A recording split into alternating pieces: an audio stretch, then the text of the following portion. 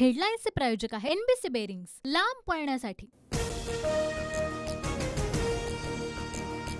अर्थमंत्री अजित पवार आज राज्याचा अंतरिम अर्थसंकल्प सादर करणार। बेरोजगार तरुण आणि शेतकऱ्यांसाठी मोठ्या घोषणा होण्याची शक्यता, तर मराठा ओबीसी धनगर समाजाला देखील काही सवलती मिळण्याचा अंदाज। अतिरिक्त अर्थसंकल्प मांडण्यापूर्वी राज्य मंत्रिमंडळाची बैठक। आजच्या बैठकीमध्ये काय निर्णय होणार याकडे लक्ष। अजित पवार आमच्या बोकांडी बसवले, अजित पवारांना महायुतीतून बाहेर काढा, भाजप पदाधिकाऱ्यांची मागणी। कार्यकर्ता अजित पवारांवर बोलत असताना भाजपच्या राहुल कुल यांनी विरोध का केला नाही, अमोल मिटकरी यांचा सवाल। तर मिटकरींना उत्तर देणार नाही, राहुल कुल यांची प्रतिक्रिया। सुदर्शन चौधरींची अजितदादांवर बोलायची लायकी तरी आहे का? भाजप वरिष्ठांनी वाचाळ पदाधिकाऱ्यांना थांबवावं, अजित पवार गटाच्या रुपाली पाटीलला आक्रमक। भाजप पदाधिकारी सुदर्शन चौधरी यांच्या विरोधात अजित पवार गट आक्रमक, तर सुदर्शन चौधरीकडून दिलगिरी व्यक्त।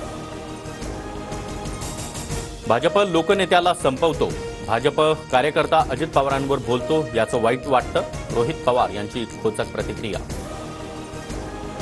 अजित पवार गटाच्या 4 ते 5 आमदारांनी जयंत पाटलांची भेट घेतली, सूत्रांची माहिती। दादांचे आमदार जयंत पाटलांना भेटल्यानं चर्चांना उधाण। भाजपा पंकजा मुंडेंना राज्यसभेवर किंवा विधान परिषदेवर पाठवण्याची शक्यता। पंकजा मुंडेंना विधान परिषदेवर पाठवल्यास मंत्रिपदाची देखील शक्यता।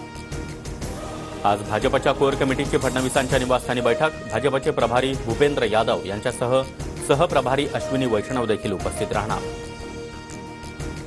लिफ्ट 6व्या मजल्यापर्यंत पोहोचू शकणार नाही, उद्धव ठाकरे काँग्रेसच्या लिफ्टमध्ये गेल्यानं अडकले, मुख्यमंत्री शिंदेंचा टोला। इंग्लंडला 68 धावांनी हरवत भारताची T20 विश्वचषक फायनलमध्ये धडक। उद्या दक्षिण आफ्रिकेसोबत अंतिम सामना। रोहित शर्माच्या शानदार 57 धावा, तर सूर्यकुमार यादवची 47 धावांची खेळी। 172 धावांच्या टार्गेटसमोर इंग्लंडचा संघ 103 वर ऑल आऊट।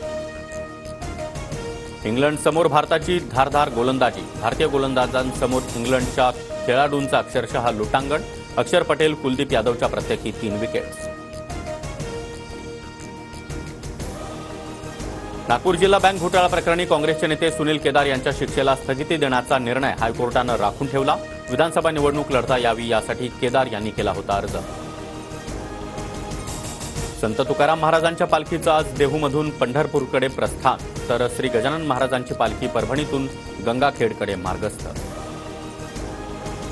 जून महिन्यातील वीज दरामध्ये 30% वाढ। मे महिन्यामध्ये महावितरणनं महागडी वीज खरेदी केल्यानं सामान्यांना भुर्दंड। महावितरणची ग्राहकांकडून वीज बिलात वसुली। मुंबईमध्ये रात्रीपासून जोरदार पाऊस। ठाणे पालघरला ग्रीन अलर्ट। कोकणामध्ये मुसळधार पावसाचा अंदाज, तर रायगड, रत्नागिरी, सिंधुदुर्ग, पुणे आणि साताऱ्याला येलो अलर्ट जारी। दिल्ली विमानतळाच्या टर्मिनल 1 वर छत कोसळलं, दुर्घटनेमध्ये 6 जण जखमी, गाड्यांचं मोठं नुकसान।